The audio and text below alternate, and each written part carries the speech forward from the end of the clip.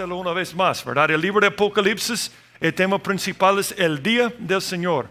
Ese es el tema principal profético de la Biblia. Los profetas hablaban tanto del día del Señor que llegaron a un punto donde solo decían aquel día, porque es un día tan importante. El día del Señor es un día que vendrá como, ¿te acuerdas? Ladrón de la noche. No sabemos cuándo va a empezar.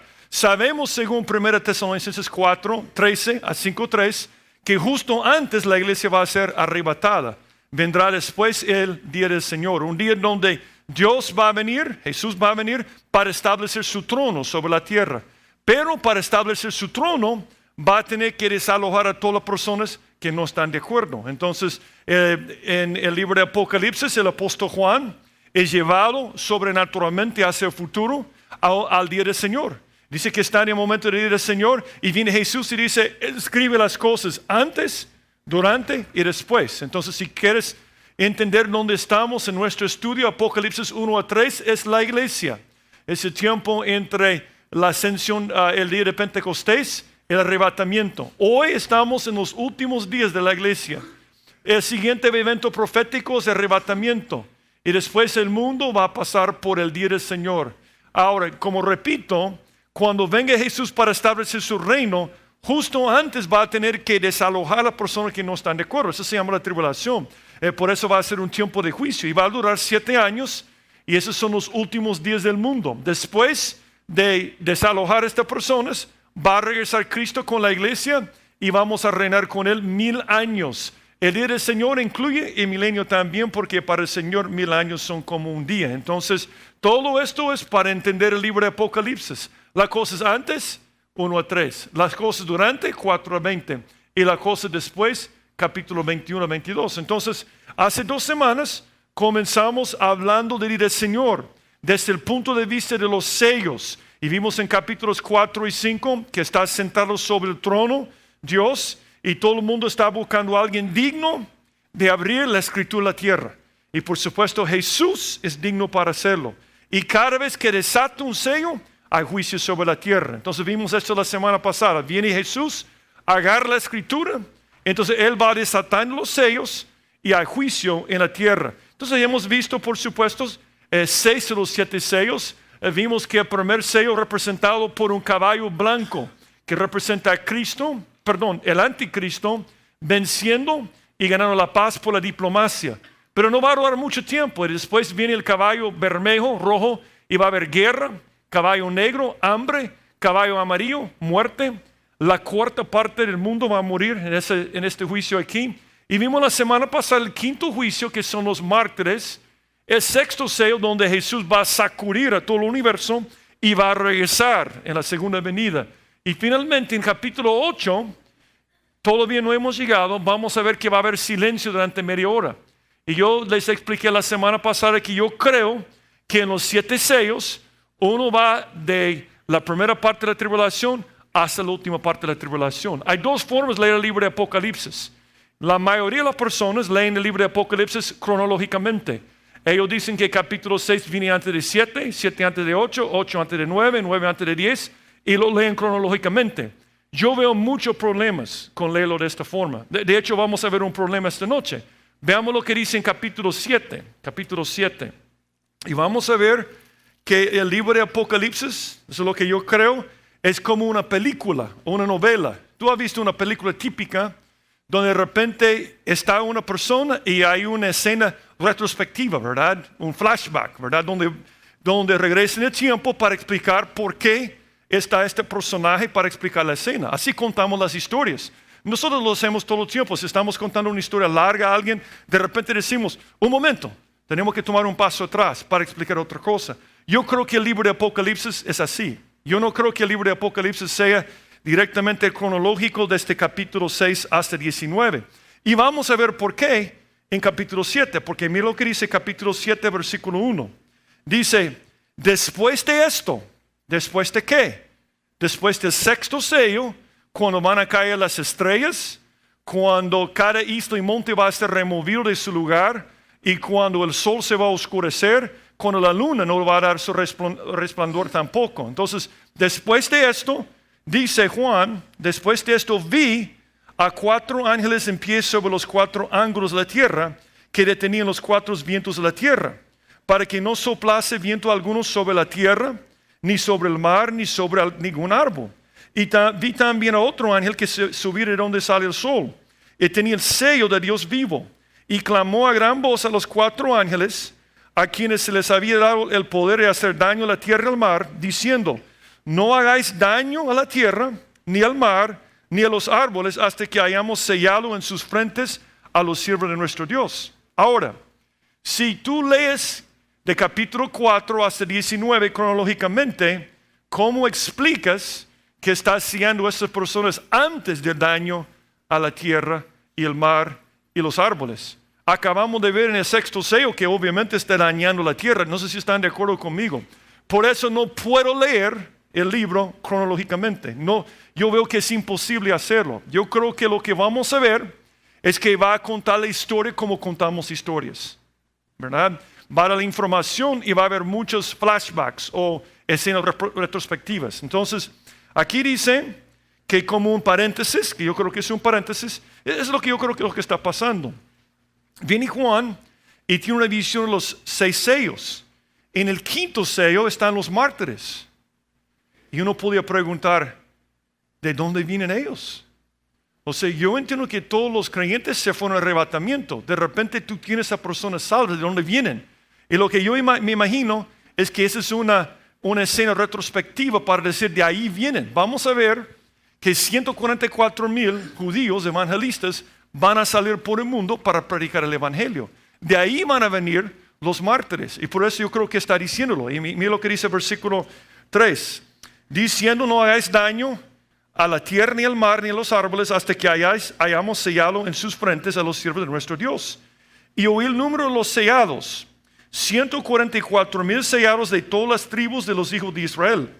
De la tribu de Judá, 12,000 sellados. De la tribu de Rubén, 12,000 sellados. De la tribu de Gad, 12,000 sellados. De la tribu de Aser, 12,000 sellados. De la tribu de Neftalí, 12,000 sellados.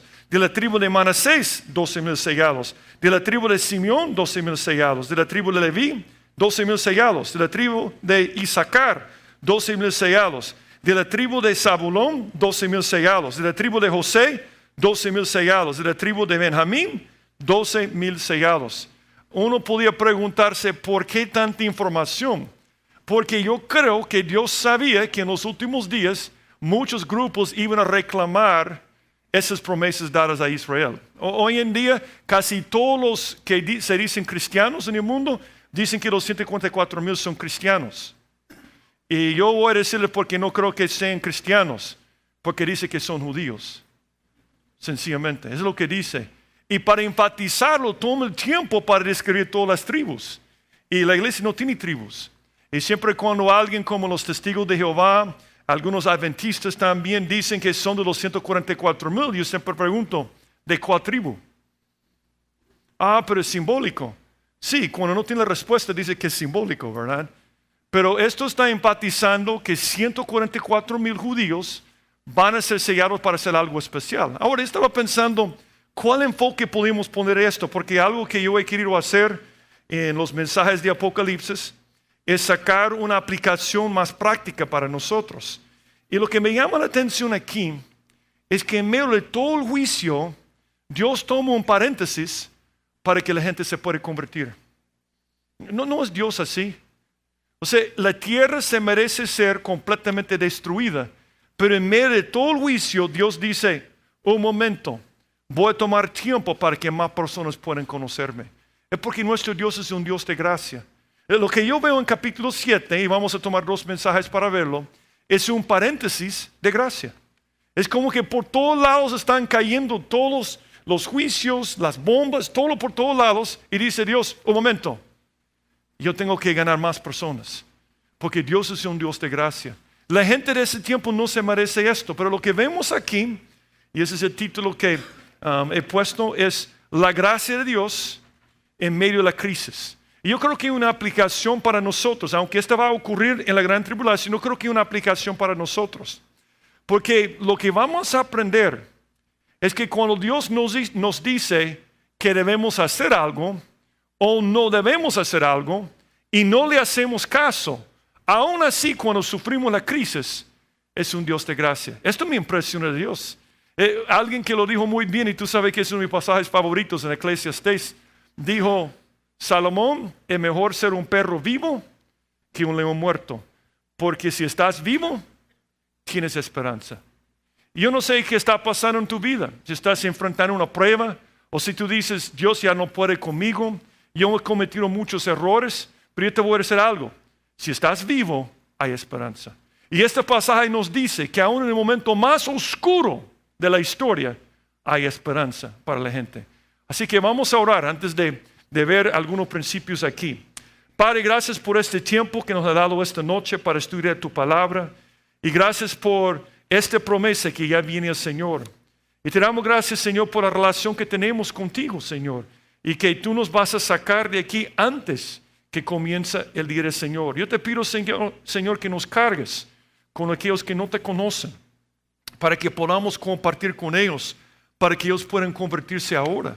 Y yo te pido, Señor, también que nos puedes consolar, demostrando una vez más que tú eres un Dios paciente, misericordioso, amoroso y un Dios de gracia. Te damos gracias por esto, Señor, que aún en la tribulación, aún durante el juicio, tú vas a estar salvando a la gente. Señor, que esto puede ser una esperanza para nosotros, no solamente para orar por aquellos que no te conocen, sino también en nuestras propias vidas cuando te fallamos. Señor, háblanos. Y si hay alguien aquí esta noche que no te conoce, yo te pido que toques a su corazón para que te pueda recibir. En el nombre de Jesucristo te lo pido. Amén. Primer principio. Yo creo que estamos viendo la gracia, o la gracia de Dios es obvia en este pasaje, en primer lugar, por el momento en que pasa. Por el momento en que pasa. Me llama la atención que de repente dice Dios, un momento, alto. Antes que juzguen a la tierra, el mar y los árboles, vamos a salvar a más personas. Vamos a sellar más personas también para que puedan compartir con otras personas. Dios es así. Aun cuando ya va a caer el juicio, es un Dios de gracia. Y es algo que me impacta. Me recuerda siempre de esta historia que yo creo que he contado una vez en el pasado, la historia de Napoleón. Una historia famosa de Napoleón es que una mujer tenía un hijo que estaba condenado para morir. Había recibido la pena de muerte, iba para morir. Pero la mamá pensó, una vez más, yo voy a tratar de hacer algo. Entonces, ella llegó a hablar directamente con Napoleón. Y cuando llegó donde Napoleón, ella dijo a Napoleón, Señor, emperador, lo único que le pido es que usted tenga piedad de mi hijo, que usted tenga piedad, que tenga misericordia de mi hijo. Entonces Napoleón tenía toda la información y dijo, señora, pero la justicia dice que tiene que morir. Él ha cometido este crimen 2 veces y la justicia dice que tiene que morir. Entonces dijo la señora, pero no estoy pidiendo por justicia, estoy pidiendo por misericordia.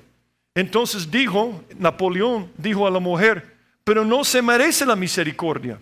Entonces ella dijo, exactamente, si lo mereciera, no sería misericordia. Entonces, yo estoy pidiendo misericordia porque mi hijo no se lo merece. Y dice la historia, y tienen este dibujo famoso, él lo dice en francés supuestamente. Él dice básicamente, no hablo bien es francés, Julio puede hablar francés. ¿Qué dice en francés? Es hablando la gracia, ¿verdad? Uh-huh.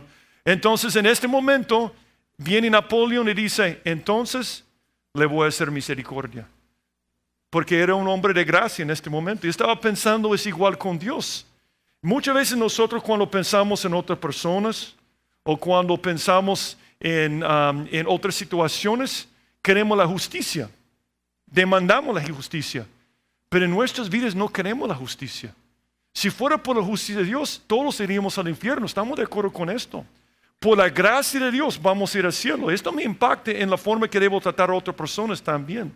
Yo creo que te debe impactar que en el momento que todos se merecen ir al infierno, ¿sabe cómo es? He usado esta analogía antes. Es como que tú tienes un terreno y te vas del país. Y regresas y vive otra gente en el terreno. Entonces tú dices a las personas, tienen que salir. No vamos a salir. Tienen que salir. No vamos a salir. Finalmente, después de rogarles muchas veces, tienes que llamar a la policía. Llega la policía, tiene la orden del juez y llega y comienza a desalojar a la gente. En medio de esto tú vienes y dices, un momento, yo quiero perdonarles. Eso es lo que está haciendo Dios. Dios ha pasado por todos los pasos correctos. Dios ha sido paciente 2000 años.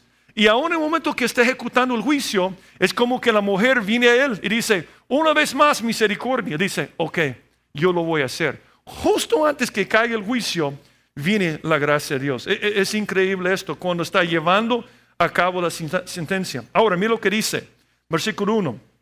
Después de esto vi a 4 ángeles en pie. Solo una cosa más que voy a decir sobre la forma de entender el libro de Apocalipsis. Muchas personas creen que está en orden cronológica porque dice después de esto. Pero no dice después de esto ocurrió esto.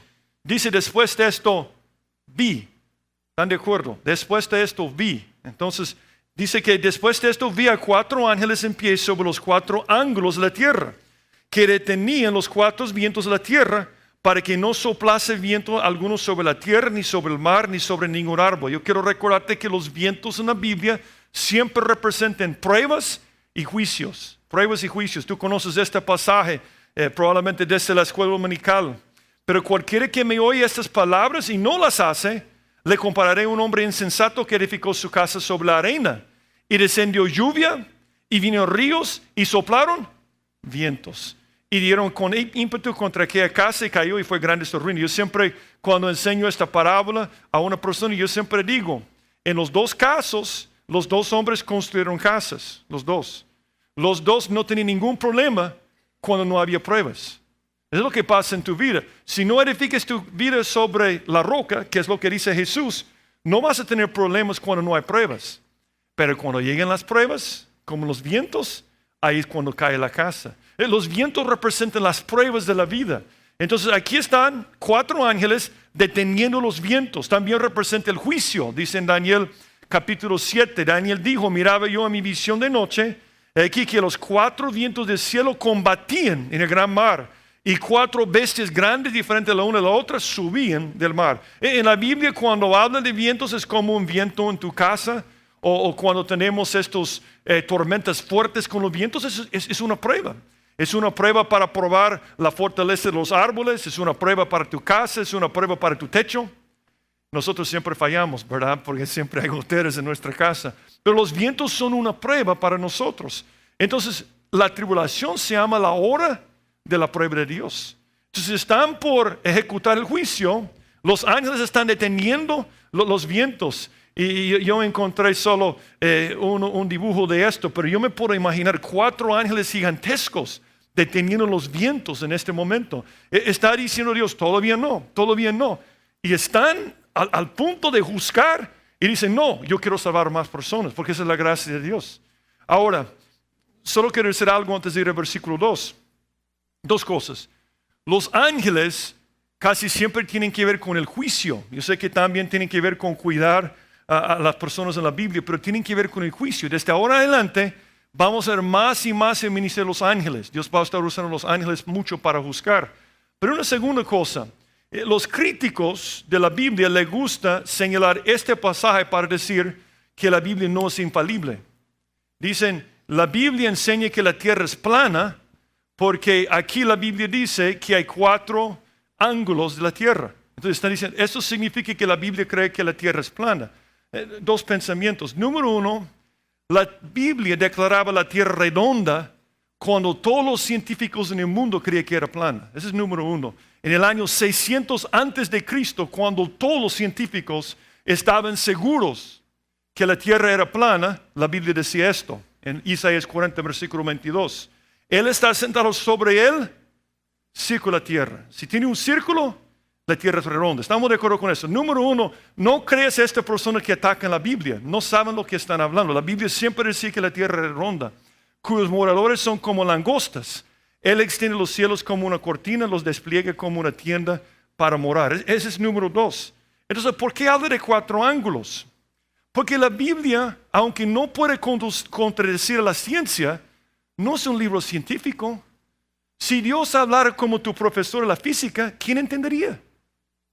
Muy pocas personas. Dios quiere que la gente entienda. Entonces, nuestra perspectiva, cuando pensamos en el mundo, pensamos en los 4 puntos cardinales. ¿Estamos de acuerdo con esto? Nosotros pensamos como norte, sur, este y oeste. Entonces, Juan, siendo inspirado por el Espíritu Santo, lo está diciendo para que entendamos nosotros, no para pantallar a la gente, ¿verdad? Con el conocimiento científico. Entonces, viene y dice, de las 4 direcciones cardinales, estaban detenidos los vientos, el viento del norte, el viento del sur, el viento del este y el viento del oeste en ese momento. Algo que a mí me impacta en la Biblia es cuántas cosas científicas estaban en la Biblia miles o cientos de años antes. Por ejemplo, Salomón en Eclesiastés 1:7 decía, cuando la gente no creía en el ciclo hidrológico, Salomón dijo, los ríos van al mar y el agua regresa a los ríos. Salomón sabía porque Dios sabía, ¿verdad? La cosa científica. Yo siempre digo esto a los jóvenes. Cuando te enseñan algo de la ciencia que contradice la Biblia, espera. Porque la ciencia siempre se pone al día con la Biblia. A veces tenemos que entender que la ciencia está atrasada, muy retrasada en muchas cosas. Eventualmente se pone al día con la Biblia. La Biblia decía redonda y tenía razón. Decía que hay un ciclo hidrológico y tenía razón. Entonces, cuando la ciencia dice algo nuevo que contradice, tiempo, eventualmente se va a poner al día con la Biblia. Entonces, eso no es una equivocación, es una forma para entender la Biblia. El segundo punto, versículo 12, dice, vi también a otro ángel que subía de donde sale el sol, o sea, el oriente, ¿verdad? Es interesante que los israelitas, según Malaquías 4:2, están esperando al Mesías que va a venir del oriente. Porque de ahí sale el sol. De hecho, un título de Jesús es el sol de justicia. Interesante. Cuando Él venga va a venir del oriente. Y es interesante que este ángel, que es un ángel de la gracia, viene de donde viene Jesús, ¿verdad? A mí me llama la atención esto. Entonces viene Él para sellar en este momento. Y dice el versículo 2, y tenía el sello del Dios vivo. Y clamó a gran voz a los 4 ángeles a quienes se les había dado el poder y hacer daño a la tierra y al mar, diciendo, no hagáis daño a la tierra, ni al mar, ni a los árboles, hasta que hayamos sellado en sus frentes a los siervos de nuestro Dios. Una vez más, es increíble la gracia de Dios. Estaba pensando, ¿cómo es la gracia de Dios en este momento? Es como la mamá. Yo estaba leyendo una historia una vez de 2 papás que tenían un solo hijo, que era la niña de su ojo, ¿verdad? Era su hijo especial. ¿Se puede decir de un niño que puede ser la niña de su ojo? Suena raro, ¿verdad? Pero el niño era la niña de su ojo. Entonces dicen que este joven, cuando era joven, se rebeló contra ellos y dejó de estudiar en la escuela y comenzó a asociarse con malos amigos. Y todos los días llegaba borracho, estaba haciendo todas las cosas incorrectas. Y dicen que una noche llegó a la casa borracho a las 3 de la madrugada. Entonces el esposo y la esposa estaban dormidos en la cama. Y el esposo vio que la esposa se levantó para salir. Y él estaba seguro que ella iba a la cocina para llorar. Estaba seguro, ¿verdad? De esto. Entonces le siguió. Y lo que le impactó es que no iba a la cocina. Ella iba tratando de hacer una foto de esto, ¿verdad? Pero ella es una combinación de 2 fotos, yo sé. Ella estaba más oscuro, Eric, lo cambiaste, ¿verdad? Pero yo no podía encontrar una foto de esto. Pero lo que pasa es que dicen que cuando entró en el cuarto, la mamá estaba con su hijo, él estaba ahí desmayado y le estaba acariciando a su pelo, que era un relajo y todo esto. Entonces, cuando el esposo la vio, dijo, ¿qué te pasa? ¿Qué te pasa? Y él dijo esto me hizo pensar en Dios. Él dijo, como Él no me ama cuando está despierto, le voy a amar cuando está dormido. Estaba diciendo, cuando estaba despierto era un caos. Entonces estaba aprovechando un momento cuando estaba dormido, desmayado, para amarle. Ese es el amor de una mamá. Ese es el amor de Dios. Cuando no somos amables, cuando somos malos, Dios nos ama. Y aquí en este pasaje, cuando debe estar deshaciendo a todos, a toda la tierra, está demostrando su gracia en este momento. Pero dice la Biblia, porque si siendo enemigos fuimos reconciliados con Dios por la muerte de su Hijo, mucho más estando reconciliados seremos salvos por su vida. Esa es la primera cosa que veo. Pero nota la segunda cosa. En versículo 3 dice, hasta que hayamos sellado en sus frentes a los siervos de nuestro Dios. Esa es la segunda cosa que vemos en la gracia de Dios. No solamente por el momento en que pasa, justo antes del juicio, sino también por la misión que persigue. Dios está demostrando su gracia en este momento porque está sellando a 144,000 siervos para predicar el Evangelio. Cuando nosotros hablamos de Cristo, cuando nosotros evangelizamos, estamos llevando la gracia de Dios a las otras personas. A veces no entendemos la importancia de compartir la palabra con otros. Estamos compartiendo la gracia de Dios con otras personas. Es lo que está haciendo aquí en este momento. Jesús lo dijo de esta forma.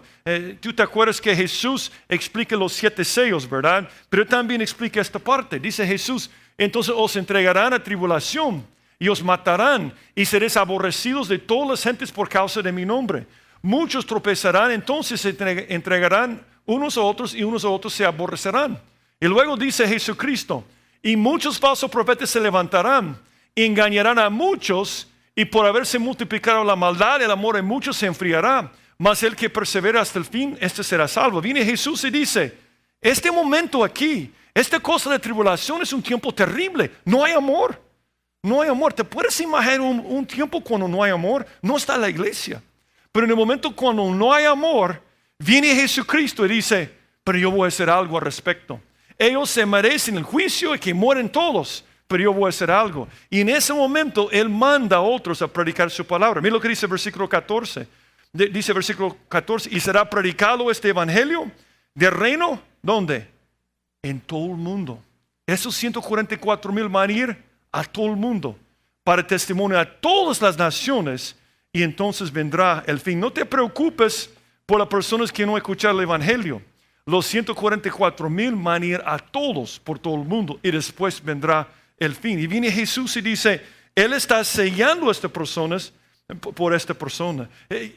Para Dios, tu alma es tan valiosa que está dispuesto a hacer todo para que te puedas convertir. Y nota algunas cosas sobre estos 144,000. Número 1, ¿por qué les va a sellar? ¿Por qué les va a sellar? ¿Por qué el sello? Vamos a ver en capítulo 14 que literalmente hay algo escrito sobre sus frentes. Dice, ¿por qué un sello? Porque en la Biblia hay un principio muy importante. El sello tiene 2 propósitos: pertenencia y protección. Pertenencia y protección. Por ejemplo, la circuncisión. Cuando los israelitas se circuncidaban, ¿era un sello de qué? Era un sello, una marca, una señal que ellos pertenecían a quién? A Dios. Dice en Romanos 4:11, hablando de esto. Dice, y recibió la circuncisión como señal, como sello de la justicia y la fe que tuvo estando aún incircunciso, para que fuese padre de todos los creyentes no circuncidados, a fin de que también ellos la fe les sea contado por justicia. Entonces, primeramente tú tienes la circuncisión. Es un sello que compruebe pertenencia a quién? A Dios. Pero también era una protección. También, ¿te acuerdas lo que pasó cuando Moisés no había circuncidado a su hijo? No sé cuántos se acuerdan de esto. Cuando llegó el ángel de Jehová, lo iba a matar en el camino, y la esposa de Moisés le circuncidó en este momento. Entonces la circuncisión tenía 2 propósitos. Otro ejemplo, ¿te acuerdas cuando venía el ángel de la muerte que iba a ejecutar a todos los israelitas? ¿Qué sello pusieron ellos? Sellaron sus puertas con sangre. ¿Te acuerdas de Rahab? Que Rahab salvó a los espías. Entonces ellos pidieron un sello o una señal, el cordón de granas. ¿Se acuerdan de esto? ¿Cuál fue el propósito? Para decir, yo pertenezco a Dios, y para protegerle también. Ezequiel 9 es otro pasaje raro, ¿verdad? Que habla de un sello. Eso está en el Antiguo Testamento, que dice, y le dijo Jehová, pasa por medio de la ciudad, por medio de Jerusalén, y ponles una señal en la frente de los hombres que gimen y claman a causa de todas las abominaciones que se hacen en medio de ella. Y a los otros dijo, oyéndolo yo, pasad por la ciudad en pos de él y matad. No perdone vuestro ojo ni tengáis misericordia. Matad a viejos, jóvenes y vírgenes, niños y mujeres, hasta que no quede ninguno. Pero a todo aquel sobre el cual hubiera protección, ¿verdad? No os acercaréis y comenzaréis por mi santuario. Comenzaron pues desde los varones ancianos que estaban delante del templo. ¿Sabes tú que tienes un sello? Tú tienes un sello también si eres hijo de Dios. En el Antiguo Testamento era visible. El sello que tú tienes si eres hijo de Dios es un sello invisible. Y este sello habla de tu pertenencia a Dios y tu protección. Si tú tienes este sello, no puedes perder la salvación. Cuando una persona cree que puede perder la salvación, o no cree en el poder de Dios, o no cree en el amor de Dios. Está dudando de una de las cosas, porque eso es lo que dice la Biblia sobre el sello que tú tienes si eres hijo de Dios. En él también vosotros, habiendo oído la palabra de verdad, el evangelio de vuestra salvación, y habiendo creído en él, fuisteis, ¿qué dice? Sellados con el Espíritu Santo de la promesa, que son arras en las bodas, garantía, es la garantía de nuestra herencia hasta la redención de la posesión adquirida para el avance de su gloria. ¿Cómo estoy seguro que no puedo perder la salvación? Por el Espíritu Santo que me selló. Él me selló, yo pertenezco a Dios, estoy protegido. ¿Hasta cuándo? Hasta la redención de mi cuerpo, hasta el arrebatamiento. Entonces la Biblia dice claramente que el sello tenía un propósito importante. Tú puedes verlo desde Génesis hasta Apocalipsis. Tenemos un sello del Espíritu Santo, pero también en la gran tribulación van a tener un sello. Y ese sello es para decir que ellos pertenecen a Dios. Y mira lo que dice Apocalipsis 9:4, está ahí cerquita, ¿verdad? Para ver la protección. Apocalipsis 9:4. Y se les mandó que no dañasen la hierba de la tierra, ni a cosa verde alguna, ni a ningún árbol, sino solamente los hombres que no tuviesen el sello de Dios en sus frentes. Entonces, de la misma forma que tenemos el Espíritu Santo para protegernos, para marcar que somos posesión de Dios, ellos van a tener un sello en su frente. Es curioso porque hay otra persona en la tribulación que va a poner un sello. Va a haber dos sellos en la tribulación. Va a haber dos personas que quieren marcarte para decir que tú eres de Él. Dos personas. Tú conoces otro sello, ¿verdad? Y así que a todos los pequeños y grandes, ricos y pobres, libres y esclavos se les pusieron una marca en la mano derecha o en la frente. Y que ninguno pudiese comprar ni vender, sino el que tuviese la marca o el nombre de la bestia o el número de su nombre. Esta marca es muy importante, esta marca. Entonces hay dos cosas que yo quiero que vieran. Número uno, estas personas especiales van a ser selladas, lo cual significa protección y pertenencia. Pero hay una segunda cosa que quiero que veas. Son siervos de nuestro Dios. En la Biblia, siempre en el Antiguo Testamento, cuando alguien es llamado siervo, siempre también es profeta. Los siervos son profetas, son personas que proclaman la palabra de Dios. Dice, por ejemplo, Jeremías 35, y envié a vosotros todos mis siervos, ¿qué dice? Los profetas, desde temprano y sin cesar para deciros, volveos ahora cada uno de vuestro mal camino y enmendad vuestras obras y no vayáis tras dioses ajenos para servirles. Y viviréis en la tierra que di a vosotros y a vuestros padres, mas no inclinasteis vuestro oído, ni me oísteis. Está diciendo como en un montón de pasajes que en el Antiguo Testamento, cuando Dios tenía sus siervos, su propósito era salir y predicar la palabra de Dios para que la gente se convirtiera. No nos debe extrañar que en el libro de Apocalipsis está sellando a sus siervos para predicar el Evangelio. El sello del Espíritu Santo es para protegerte y para decir que eres posesión. Pero el Espíritu Santo vino, según Hechos 1:8, para una sola razón, para darnos poder para ser testigos. El propósito del sello del Espíritu Santo es proclamar la palabra de Dios. Muchos creyentes les gusta la parte, hey, protegido, qué chivo, ¿verdad? Yo soy de Dios, pero no quieren predicar el Evangelio. Si eres sellado, eres un siervo, no tienes alternativa. Eres un buen siervo o mal siervo, pero eres un siervo. Por ejemplo, veamos un pasaje en Lucas 14. El primer mensaje que prediqué, Lucas 14, y no voy a predicarlo, ¿verdad? Pero vamos a ver el pasaje. Lucas 14, 16. A mí me encanta este pasaje. Lucas 14, 16. Dice, hablando de un siervo. Aquí está una parábola del reino de Dios. Y dice en versículo 16, dice 15. Oyendo esto, uno de los que estaban sentados con él a la mesa le dijo, bienaventurado el que come pan en el reino de Dios. Entonces viene Jesús y cuenta una parábola sobre el reino de Dios. Y dice, entonces Jesús le dijo, un hombre hizo una gran cena y convidó a muchos. Y a la hora de la cena envió a su siervo. Porque el padre de familia es Dios. Y Dios envía a los creyentes a predicar el evangelio. Es el trabajo tuyo. Por eso estás aquí en la tierra.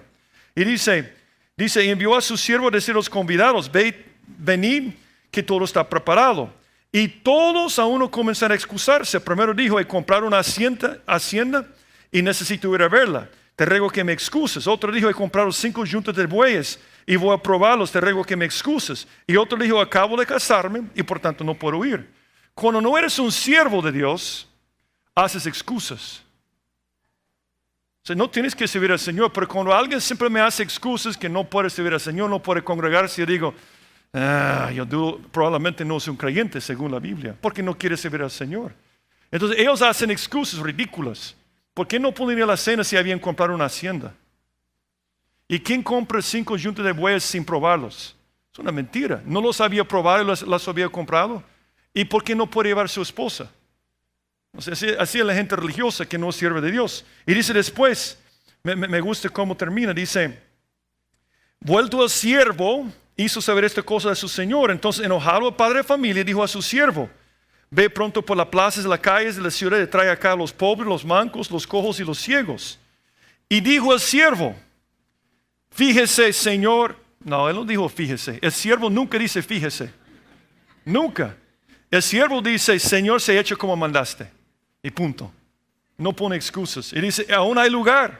Dijo el Señor al siervo, ve por los caminos y por los vallados y fuérzalos a entrar para que se llene mi casa. Porque digo que ninguno de aquellos hombres que fueron convidados gustará mi cena. Hay una leyenda sobre Abraham Lincoln, sobre cuando era dice que una vez él fue a un mercado de esclavos, Abraham Lincoln.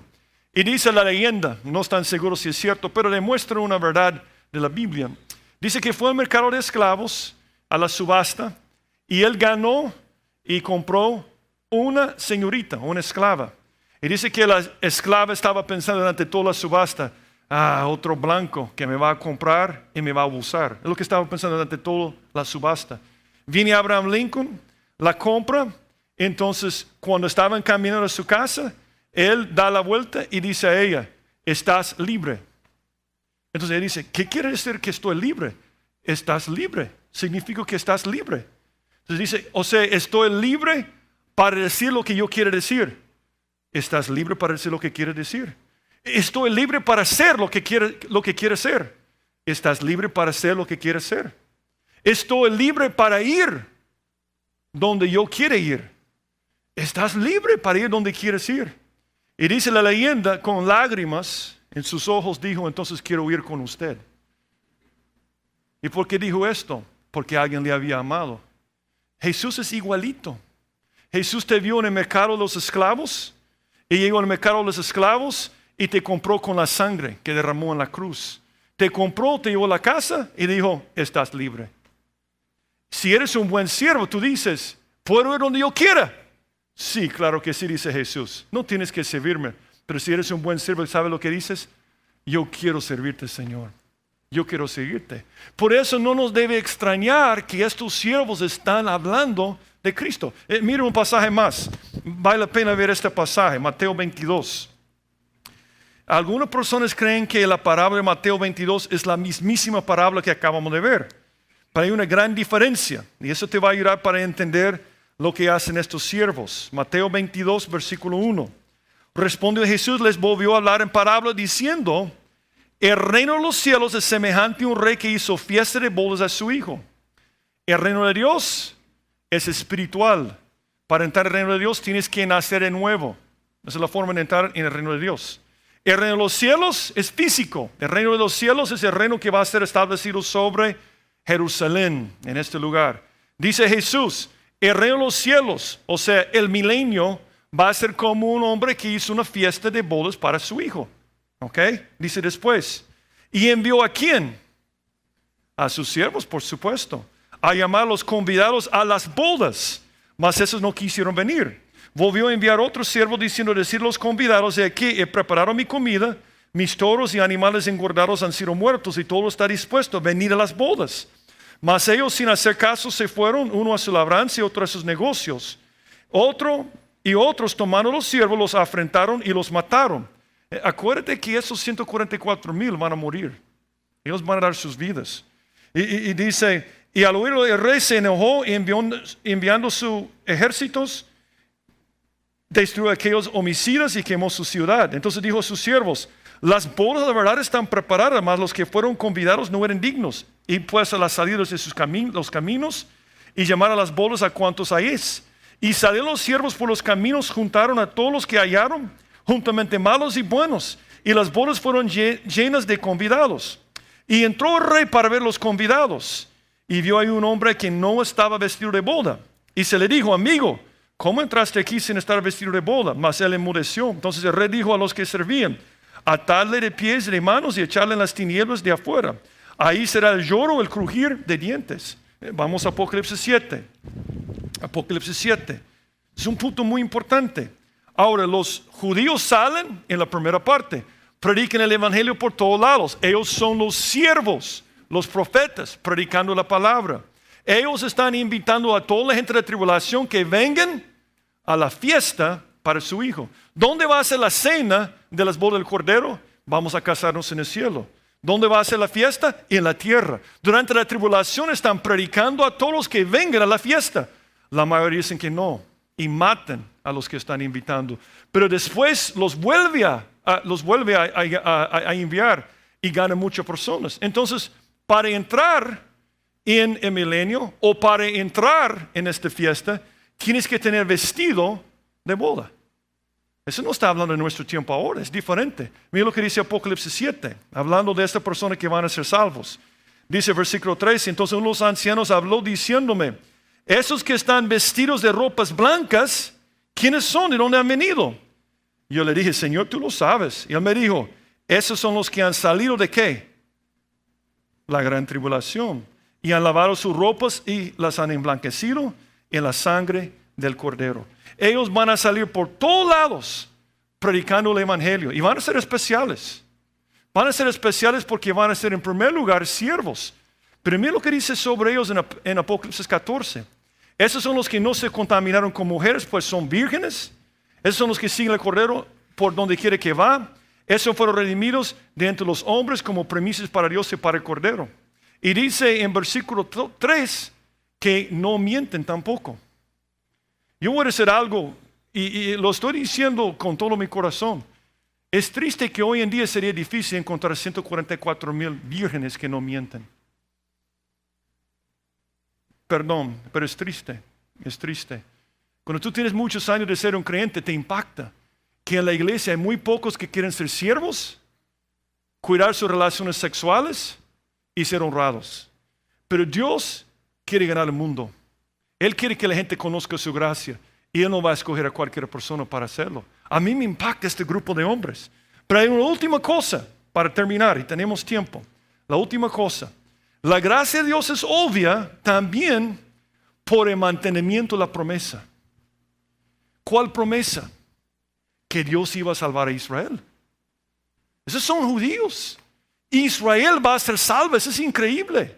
Esa es una cosa increíble. Vemos la gracia de Dios no solamente porque están evangelizando, no solamente porque es justo antes del juicio. Vemos la gracia de Dios porque ese pueblo que ha sido rebelde y duro va a ser salvo. Esa es una cosa increíble. Una cosa increíble.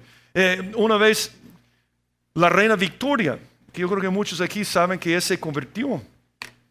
Por eso cuando la gente habla de la edad victoriana, es para decir que era un tiempo de mucho moralismo. Porque en Inglaterra la reina era cristiana y él reinó 60 años. Entonces había mucha moralidad. A la gente le gusta criticarle a ella, pero fue el mejor momento de Inglaterra realmente. Pero ella se convirtió. Pero ella tenía un primer ministro de apellido Disraeli, que era un judío, que se había convertido.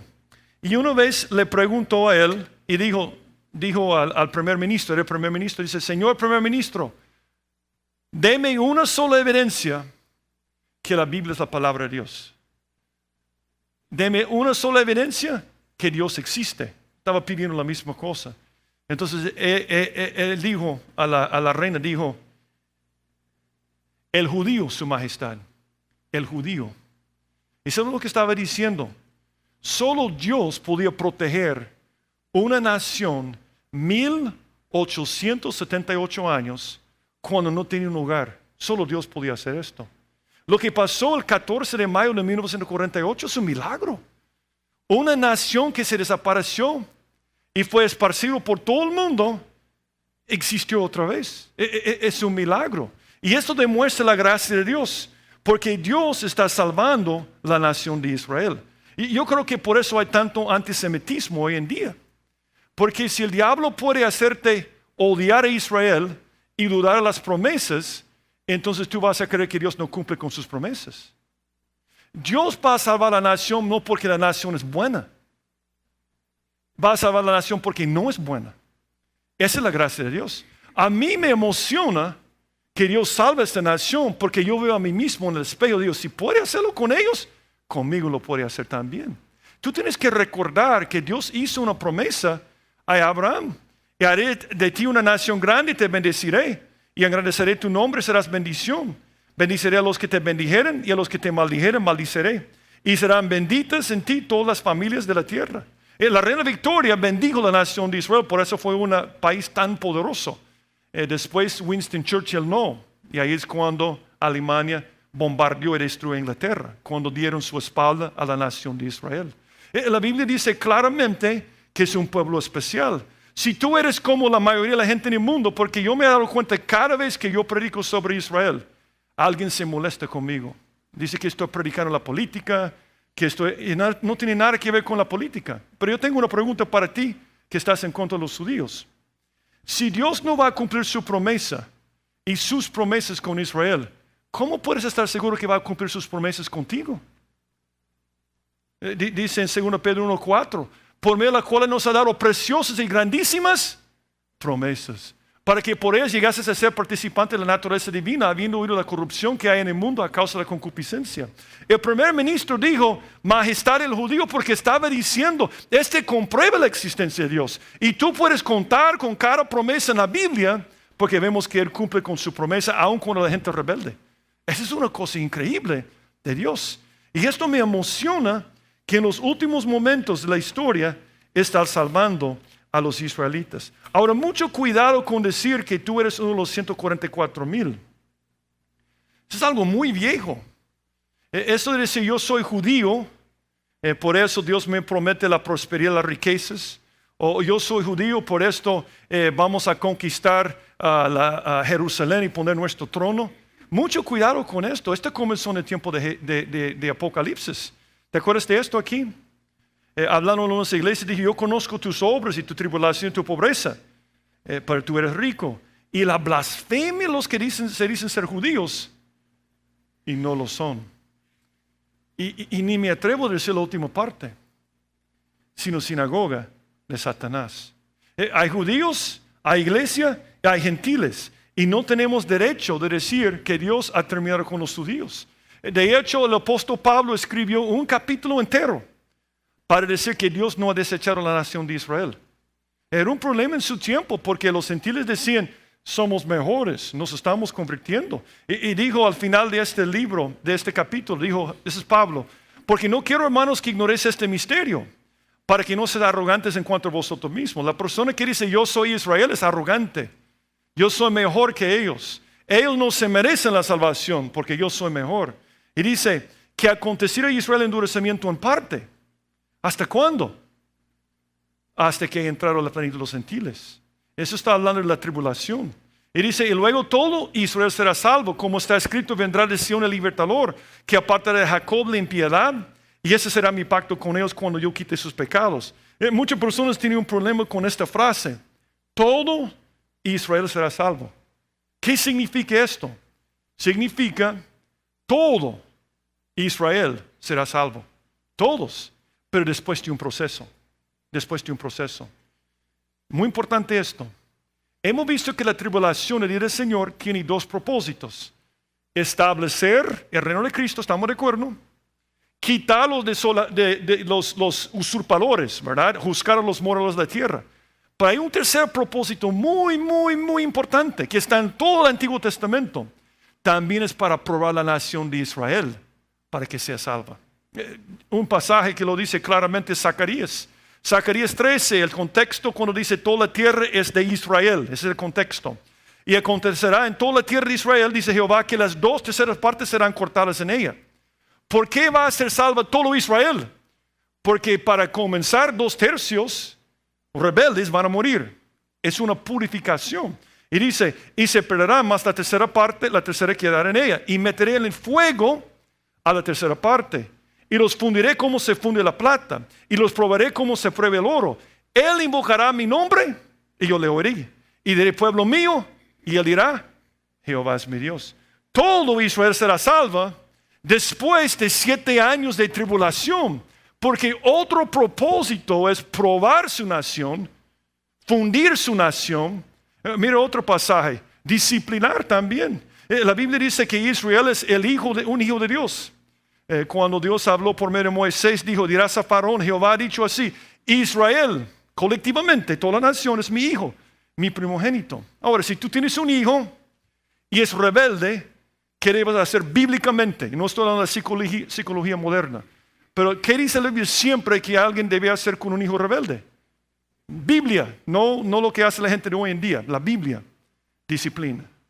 De hecho, Dios lo dice de esta forma. Dios dice, porque el Señor que ama, disciplina. Y azota a todo el que recibe por hijo. Si soportar la disciplina, Dios os trata como hijos. ¿Por qué? Y esta pregunta cambió mi vida. Tú sabes que yo soy muy suave, o era muy suave con mis hijos. A mí no me gustaba la disciplina. Mi esposa, yuca, ¿verdad? Pero yo, pobrecitos. Pero leí este pasaje y cambió mi vida. Por fe decía, yo tengo que hacerlo. ¿Qué hijo es aquel a quien el padre no disciplina? Y yo dije, Dios me está hablando. Si es mi hijo y no lo disciplino, no es mi hijo, y no lo disciplino, no es mi hijo entonces. No le amo. Quiero ser su amigo, su chero, ¿verdad? Es lo que pasa. No quiero disciplinar a mi hijo porque quiero ser su chero, ¿verdad? Yo soy el papá chero de los hijos y la mamá yuca y disciplina y todo esto. Dije, no, yo tengo que cambiar mi vida. Yo tengo que disciplinar porque yo quiero ser un buen papá. Ok, Israel es hijo de Dios. Israel ahora es rebelde. Dios quiere que se convierta. ¿Qué tiene que hacer? Dale. ¿Cómo se llama este proceso? La tribulación.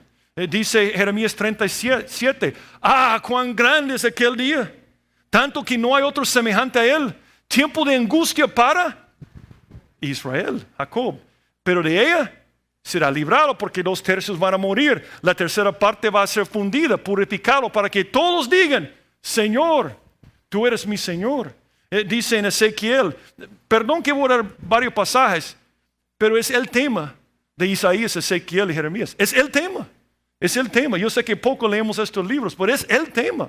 Dios va a convertir a la nación de Israel.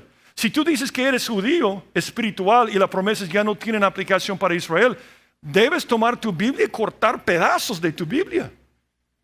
Porque es el tema de los profetas. Dice Ezequiel, os haré pasar bajo la vara. Es mi hijo, le amo, le voy a disciplinar.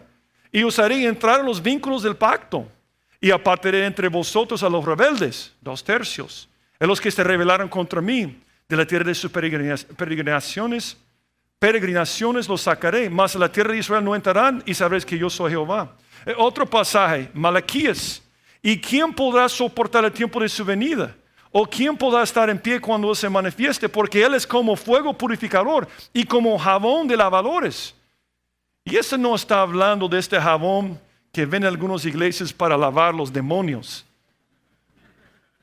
Mira el contexto, perdón, pero a veces la gente saca locuras, ¿verdad? Y dice, y se sentará para afinar y limpiar la plata, porque limpiará a ¿quiénes? Israel. Los afinará como a oro y como a plata y dará a Jehová ofrenda en justicia. Yo voy a decir algo sobre Israel. A mí me duele cuando alguien dice algo muy en contra de ellos. O ¿por qué estás hablando de la política? Porque todos saben que no me gusta la política. Pero ¿por qué está salvando a Israel Dios? ¿Sabe por qué mucha gente está en contra de Israel? Porque dicen que no se merecen ser el pueblo de Dios. Correcto, no se lo merece, esa es la gracia. No lo merece. Esa es la gracia. Un pasaje más, eso es importante. Ezequiel 36. Ezequiel 36. Versículo 17. Si no te acuerdas de nada, por favor acuérdate de esto. Porque yo creo que si nosotros podemos asimilar esta verdad, puede cambiar nuestras vidas. ¿Por qué va a salvar a Dios a la nación de Israel? ¿Porque se lo merece? No. ¿Por el bien de ellos? No. Oye esto, por favor, eso es impactante. Y realmente resume el libro de Ezequiel 36, versículo 16. Vino mi palabra Jehová diciendo: hijo de hombre, mientras la casa de Israel moraba en su tierra, la contaminó con sus caminos y con sus obras. Como una inmundicia de menstruosa fue su camino delante de mí. Y derramé mi ira sobre ellos por la sangre que derramaron sobre la tierra, porque con sus ídolos la contaminaron. Les esparcí por las naciones y fueron dispersados por las tierras. Conforme a sus caminos y conforme a sus obras les juzgué. Oye esto, por favor, muy importante, versículo 20. Y cuando llegaron a las naciones a donde fueron, profanaron mi santo nombre, diciendo de ellos: estos son pueblo de Jehová, y la tierra de él han salido. Pero he tenido el honor a ver mi santo nombre profanado por la casa de Israel entre las naciones a donde fueron. Por tanto, di a la casa de Israel: así ha dicho Jehová el Señor, no lo hago por vosotros, oh casa de Israel, sino por causa de mi santo nombre. Importante esto: el cual profanasteis vosotros entre las naciones donde habéis llegado. Y santificaré mi grande nombre, profanar entre las naciones, el cual profanasteis vosotros en medio de ellas. Y sabrán las naciones que yo soy Jehová, dice Jehová el Señor, cuando sea santificado en vosotros delante de sus ojos. Y aquí está la profecía del futuro. Y yo os tomaré las naciones, y os recogeré de todas las tierras, y os traeré a vuestro país. Esparceré sobre vosotros agua limpia, y seréis limpiados de todas vuestras inmundicias, y de todos vuestros ídolos os limpiaré. Os daré corazón nuevo, y pondré espíritu nuevo dentro de vosotros, y quitaré de vuestra carne el corazón de piedra, y os daré un corazón de carne, y pondré dentro de vosotros mi espíritu. ¿Por qué? Dice: y haré que andéis en mis estatutos, y guardéis mis preceptos, y los pongáis por obra. ¿Por qué va a salvar la nación de Israel? Por su nombre. Por su nombre. Él hizo una promesa a Abraham. Y él dice: ese es mi pueblo. Y él dice: aunque no se porten bien, yo voy a hacer que se porten bien. Y va a ser terrible. Va a ser mucha disciplina. Pero cuando la nación de Israel sea salva, el nombre de Dios va a ser levantado y glorificado. Y yo voy a hacer algo para ti. Y la gracia de Dios va a ser levantada delante de tus ojos. Si Dios puede salvar a esta nación, ¿cómo es que no puede obrar en tu vida? Y yo doy gracias a Dios por el ejemplo de ellos.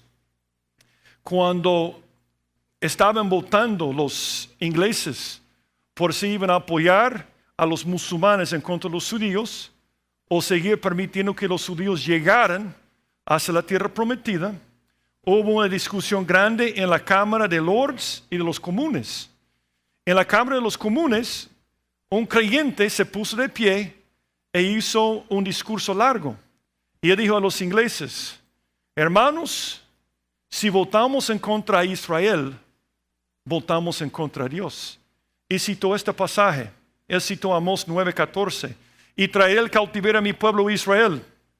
Y edificarán ellos las ciudades asoladas y las habitarán. Eso es lo que está pasando hoy en día. Y plantarán viñas y beberán el vino de ellas. Y harán huertos y comerán el fruto de ellos, pues los plantaré sobre su tierra y nunca más serán arrancados de su tierra, que yo les di, ha dicho Jehová, Dios tuyo. Y dijo este hombre: si votamos contra Israel, votamos contra Dios. Votaron en contra de Israel e Inglaterra fue destruida. Destruida. Si tú has leído la Segunda Guerra Mundial, es terrible. Fue destruida. Israel será salva no porque son buenas personas, pero Dios no me salvó porque yo soy una buena persona. Él me salvó puramente por su gracia. Y cada vez que veo esta profecía, digo: aleluya. O sea, Dios todavía va a tener gracia para conmigo. Yo doy gracias a Dios por esto. Una última cosa, todavía tenemos tiempo.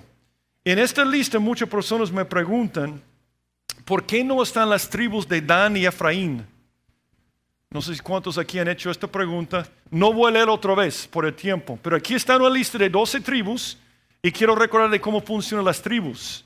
Las tribus en la historia. Jacob tuvo 12 hijos, ahí están, ¿verdad? Rubén, Simeón, Leví, Judá, Dan, Neftalí, Gad, Aser, Isaacar, Zabulón, José, Benjamín.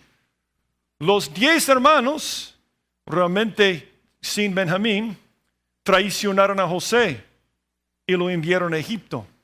Dios pasó la primogenitura de Jacob ¿a quién? ¿A Rubén? No, se casó con su madrastra.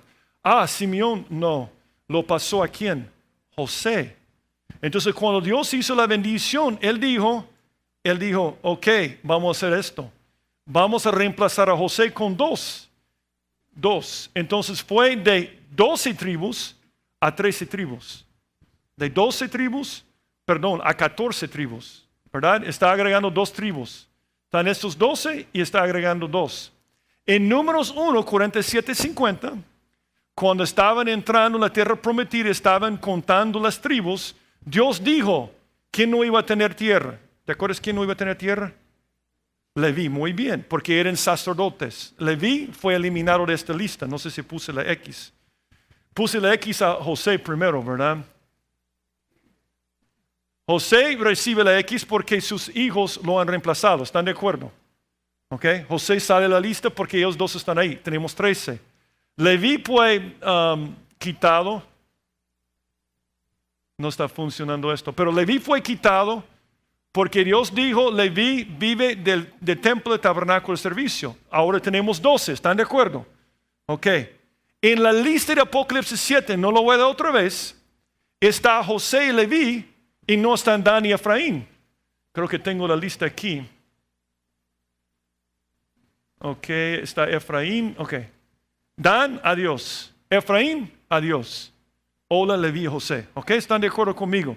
Entonces muchas personas me preguntan ¿por qué?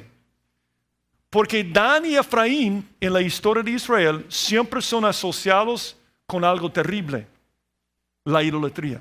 Ellos son idólatras. De hecho, si tú te acuerdas cuando había 12 tribus, entonces Dios dijo a Salomón, yo voy a dividir el reino en 2 partes. 10 tribus fueron al norte con ¿quién? Jeroboam. 2 tribus fueron al sur con Roboam. Los 2 del sur, Judá y Benjamín. Por eso, judíos. Ok. 10 tribus del norte, ellos fueron con Jeroboam. Y Jeroboam no quería que la gente subiera a Jerusalén. Entonces él hizo 2 becerros de oro. Y yo voy a hacer estos 2 becerros de oro y ellos van a adorar esos 2 becerros de oro en vez de Jehová.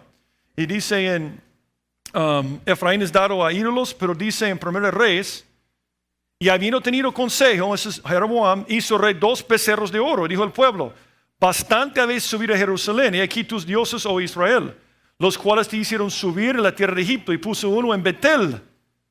¿Dónde está Betel? Efraín, esa es la tierra de Efraín. ¿Y el otro dónde? En Dan. Y esto fue causa de pecado porque el pueblo iba a adorar delante de uno hasta Dan. Solo voy a compartir estos pasajes, pero si tú lees el Antiguo Testamento, tú ves que Israel muchas veces fue llamado Efraín. Y Efraín era conocido por una cosa, idolatría. Y Dan también por idolatría. Es interesante en la profecía sobre Dan, cuando estaba dando profecías Jacob sobre sus hijos, ¿será Dan? ¿Qué? Serpiente junto al camino.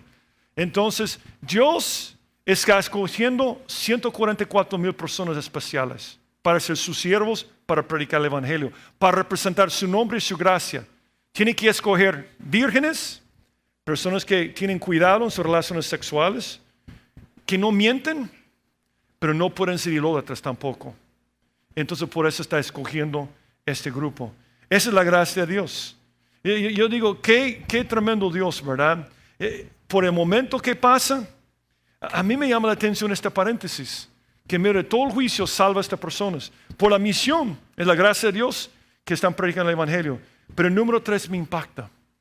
Me impacta que Dios quiere salvar a la nación de Israel a pesar de todo lo que ha hecho.